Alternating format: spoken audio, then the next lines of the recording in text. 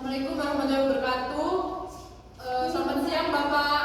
Kami dari kelompok 2 mau mempresentasikan hasil tugas kami yang berjudul tes individual, tes kelompok, sama tes populasi khusus. Sebelumnya perkenalkan dulu, nama saya Dwi Daulat Sandira dari NIM 1810 dan teman saya Bil NIM 187. Saya Regina Putri Azalwa NIM 167. Oke, langsung kita mulai aja. Yang pertama ada Kita pada kali ini bakal bahas materi apa sih? Yang pertama ada tes individual, kedua tes kelompok, ketiga tes populasi khusus. Mengenai submaterinya itu ada definisi dan karakteristik, jenis-jenis, kelebihan dan juga kekurangan. Lanjut ke tes individual. Oke, sebelum itu kita harus tahu terlebih dahulu tes itu apa sih? Tes itu merupakan cara untuk bisa mendapatkan informasi seseorang. Contohnya kayak perkembangan anak. Tes individual. Tes individu adalah alat ukur psikologis yang dimana antara tester dan juga tester itu saling berhadapan langsung. Jadi konsepnya adalah face to face. Lanjut.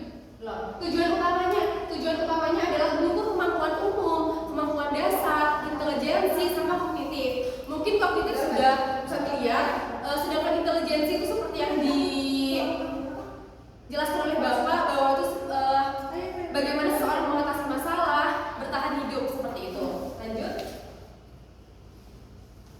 Karakteristik yang pertama ada interaksi yang memungkinkan observasi mendalam. Nah, karena sifatnya ini face to face, pokoknya subjektif, jadi antara si tester dan juga si tester itu bisa saling mengobservasi dengan dalam. Yang kedua, pertanyaannya yang terfokus dan subjektif. Yang ketiga, hasil lebih akurat dan individual. Lanjut, jenis-jenis. Kita bagi jadi 3, ada tes kecerdasan, kepribadian, sama kemampuan. Kalau tes kecerdasan ada WISE, WISC, dan WPPSI. Lanjut kan? Oke. WISE, Whistler Adult Intelligence Scale, WISE, mengukur kemampuan kognitif dan juga intelijensi anak untuk usia 16 tahun ke atas. Jadi itu untuk remaja dan juga dewasa. Menghasilkan verbal IQ dan juga performance IQ. Kalau verbal IQ ini lebih ke bagaimana memahami, terus membaca dan berbahasa. Kalau performance IQ itu lebih ke tindakan seseorang dalam menyelesaikan suatu masalah. Ini memberikan gambaran dalam menggunakan kata-kata dan simbol, terus memanipulasi visual dan juga memanipulasi objek.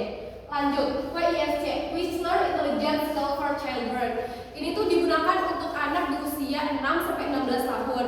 Sebenarnya itu sama dasarnya kayak WISE, bedanya WISC ini tuh untuk anak-anak remaja. Nah, ini mengukur kemampuan intelektual individu dan sangat berguna dalam penilaian pendidikan atau klinis. Yang 3, WPPSI, Whistler Preschool and Primary School of Intelligence. Nah, ini untuk anak-anak di usia 3 sampai 7 tahun. Jadi fokus pada kognitif awal anak. Lanjut. Ini ada tes kemampuan verbal dan matematis.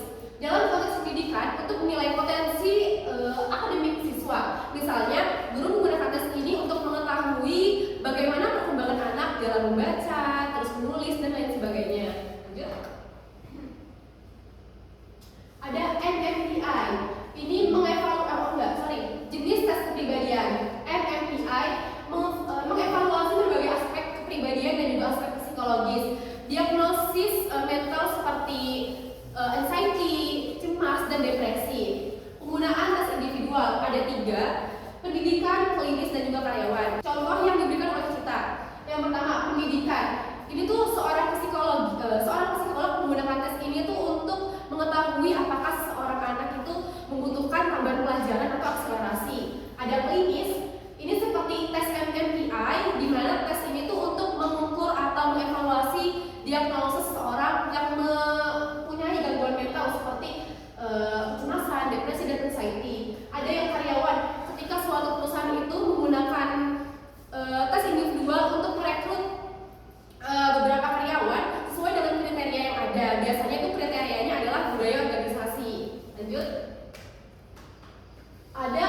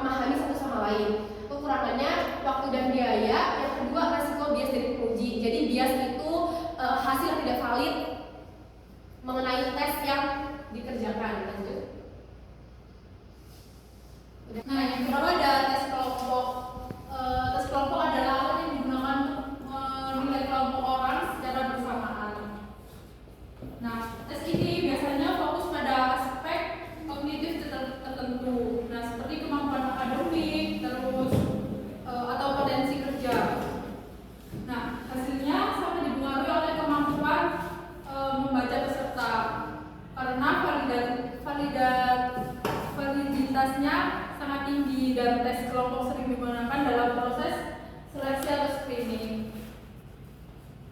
Terus ada karakteristik penggunaan soal yang sudah distandarisasi yang memungkinkan semua peserta menjawab dengan cara yang sama. Nah, penggunaan soal yang sudah distandarisasi ini berarti semua peserta mendapatkan soal yang sama dengan cara penyajiannya dan penilaiannya yang seragam gitu. Terus hal ini memastikan setiap peserta menjawab dalam kondisi yang setara sehingga hasilnya bisa dibandingkan secara objektif. Nah, contohnya adalah ada tes potensi akademik atau tes TPA. Nah, atau tes masuk perguruan tinggi seperti UTBK. Soalnya sudah distandarisasi, jadi semua peserta mengerjakan soal yang sama dengan waktu dan cara penilaiannya yang sama supaya hasilnya adil. Terus yang kedua ada jenis tes kelompok. Tes kepribadian PAPI atau EPPS. Tes kepribadian PAPI atau EPPS, PAPI atau Personal and Preference Inventory mengukur tipe kepribadian seseorang, termasuk kecenderungan dalam bekerja, terus interaksi sosial dan pengambilan keputusan. Nah, contohnya jika seseorang cenderung memilih pekerjaan yang berorientasi pada tim, tes PAPI ini akan menunjukkan preferensinya tersebut. Nah, contohnya jika seseorang cenderung memilih pekerjaan yang berorientasi pada tim, tes PAPI akan menunjukkan preferensi tersebut. Terus ada EPPS atau Edward Personal Fluence Schedule.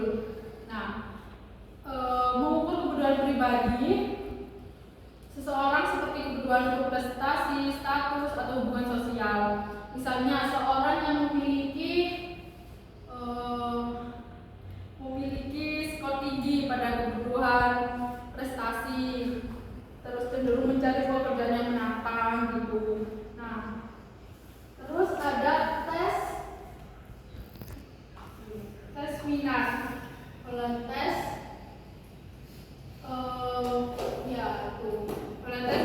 MIB. Nah, berdasarkan 6 tipe lingkungan pekerjaan, realistis, investigatif, asistif, sosial, entrepreneurship, dan konvensional. Nah, contohnya itu kayak seseorang yang memiliki hasil tinggi pada tipe sosial mungkin tertarik pada pekerjaan di bidang kesehatan atau pendidikan. Nah, yang RMIB atau Rotor Incomplete Sentence Blank adalah tes yang mengukur minat dan sikap seseorang dengan cara menyelesaikan kalimat yang tidak lengkap. Misalnya seseorang diminta menyelesaikan kalimat seperti saya merasa, yang membantu mengeksplorasi minat dan motivasi pribadi. Terus ada tes intelijensi CFIT atau COG-AT. CFIT atau Culture File Intelligence Test. Tes ini tuh mengukur kecerdasan umum dalam berpengaruh budaya, berfokus pada pola dan logika. Nah, contohnya soal tes bisa berupa mengenal pola visual atau urutan angka gitu. Terus ada COG-AT atau Cognitive Abilities Test. Mengukur kemampuan kognitif siswa dalam 3 area: verbal, numerik, dan logika. Nah, misalnya tes ini bisa digunakan di sekolah untuk mengidentifikasikan potensi akademik siswa dalam bidang matematika ataupun bahasa. Terus ada kelebihan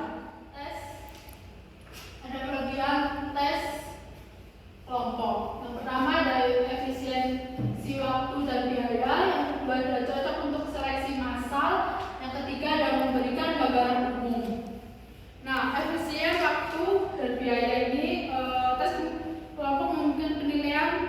dilakukan secara serentak kepada banyak orang yang menghemat waktu dan biaya dibandingkan tes individu. Nah, yang kedua ada cocok untuk seleksi massal.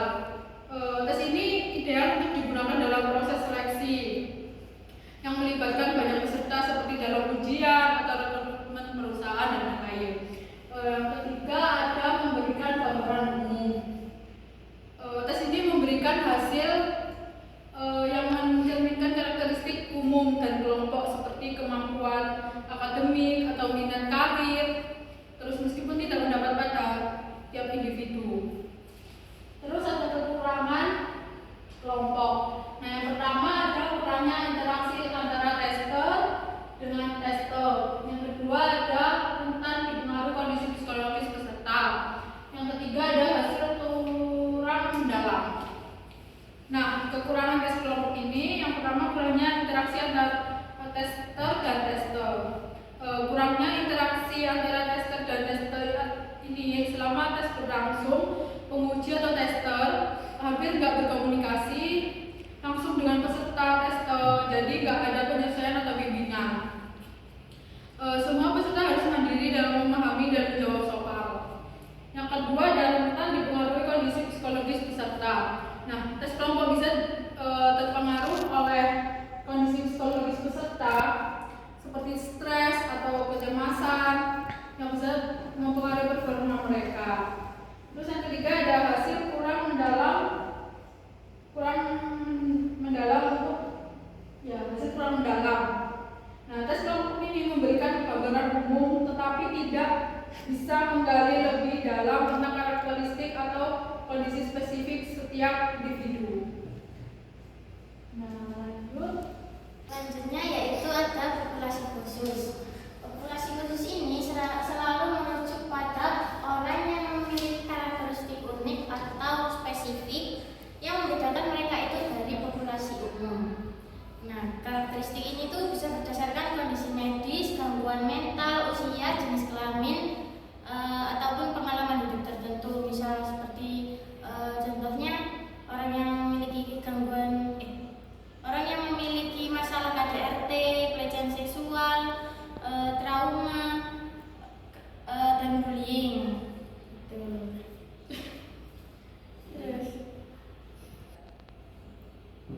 Tes populasi khusus ini biasanya digunakan untuk mengukur dari sisi usia dan normal tidaknya seseorang. Nah, tes populasi khusus ini sendiri memerlukan pendekatan atau metode yang berbeda untuk bisa memahami pengalaman dan kebutuhan mereka. Ya, punya cara tersendiri gitu untuk menangani kelompok populasi khusus ini. Dengan memahami populasi khusus ini, kita dapat mengembangkan intervensi dan terapi yang lebih efektif agar bisa membantu kelompok tersebut. Populasi khusus ini meliputi tes kinerja, verbal, dan bahasa. Tes kinerja sendiri yaitu tes yang melibatkan objek dengan penggunaan kertas atau pensil atau alat tulis. Tes verbal itu menggunakan kemampuan bahasa atau komunikasi. Yang terakhir tes non bahasa biasanya menggunakan gerak tubuh atau pantomim ya, dan tidak menggunakan bahasa lisan atau alat tulis. Biasanya itu untuk anak SD atau prasekolah atau orang buta huruf dalam usia manapun. Jenis tes populasi khusus yang pertama yaitu ESD, yaitu Emotional Intelligence Scale for Children. Dapat dimodifikasi untuk mengakomodasi anak dengan ADHD atau autisme. Nah, tes ini tuh tes intelijensi yang digunakan untuk menilai kecerdasan anak-anak dengan gangguan ADHD atau autisme. BSD ini dapat digunakan untuk mengidentifikasi potensi disabilitas intelektual, bakat ataupun disabilitas belajar khusus. Yang kedua yaitu Feynman Adaptive Behavior Scales. Sangat berguna untuk mengukur perilaku adaptif anak-anak dengan hambatan intelektual. Feynman Adaptive Behavior Scales ini untuk mengukur perilaku adaptif anak-anak dengan hambatan intelektual, gangguan perkembangan pervasif dan jenis keterlambatan perkembangan lainnya. Biasanya itu digunakan dalam psikiatri anak, remaja ataupun psikolog klinis. Yang ketiga yaitu tes MMPI 2, yaitu Minnesota Motivated Personality Inventory, sering digunakan untuk mendeteksi berbagai gangguan mental termasuk depresi dan kecemasan. MMPI 2 ini termasuk tes psikologi standar yang digunakan untuk menilai berbagai aspek kepribadian dan psikopatologi, terutama pada orang dewasa. Setahu saya, soal MPI 2 ini memiliki total 567 soal dan membutuhkan waktu 60-90 menit untuk mengerjakannya. Selanjutnya yaitu yang keempat, Big Depression Inventory atau BDI ya. Dan Hamilton Anxiety Rating Scale. Dua ini memiliki tujuan yang mirip. BDI ini mengukur tingkat depresi. Lalu yang HMI ini menilai tingkat keparahan gejala depresi dan membantu merencanakan pengobatan yang tepat. Lalu yang kelima yaitu WISE untuk mendiagnosis bakat dan keterbelakangan mental serta menentukan tingkat gangguan mental dan gangguan neuropsikologis yang berkaitan dengan faktor usia. WISE ini dapat direpresentasikan dengan cara yang lebih sesuai untuk penyandang tunanetra atau tunarungu. Sementara itu pada populasi lansia yaitu tes MMSE atau mini mental state examination itu untuk mendeteksi penurunan fungsi kognitif seperti terjadi pada demensia. Lalu geriatry depression scale juga penting dalam menilai gejala depresi di kalangan orang tua. Jadi seperti yang kita tahu ya, orang lanjut usia itu terkadang bersikap seperti anak kecil karena turunnya fungsi kognitif dan perubahan emosi yang wajar terjadi pada usia lansia.